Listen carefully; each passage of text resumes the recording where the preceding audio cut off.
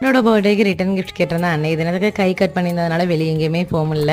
சரின்னு சொல்லிட்டு Sunday plan பண்ணி போயிருந்தோம். பாப்பா வந்துட்டு பைக்கில் போகிறது இல்லை ஸ்கூட்டியில் போகிறதுனா ரொம்பவே பிடிக்கும். பாட்டு பாடிக்கிட்டே வருவா. இந்த ஊரில் எப்போ மழை பெய்யுதுன்னு தெரியாதனால மோஸ்ட்லி காரில் தான் போவோம். பெங்களூரில் இருக்கும்போது நாங்கள் ஸ்கூட்டியில் தான் போவோம். பாப்பா வந்ததுக்கப்புறம் வந்துட்டு எப்படி நம்ம வந்துட்டு மழையில் நனைஞ்சிடக்கூடாதுன்னு சொல்லி தான் கார் எடுத்தோம். ஸோ காரில் தான் போகிறது. ஃபர்னிச்சர் கடைக்கு தான் வந்திருந்தோம். எதுக்குன்னு பார்த்தீங்கன்னா பீரோல் பார்க்குறதுக்கு தான். ரிட்டர்ன் கிஃப்ட்டுன்னு சும்மா சொல்லியிருந்தேன். 2 இயர்ஸாக வந்துட்டு இந்த பீரோல் வாங்குறதுக்கு பிளான் போட்டு ஃபைனலாக இப்போ தான் அதுக்கு நேரம் வந்திருக்குன்னே சொல்லலாம்.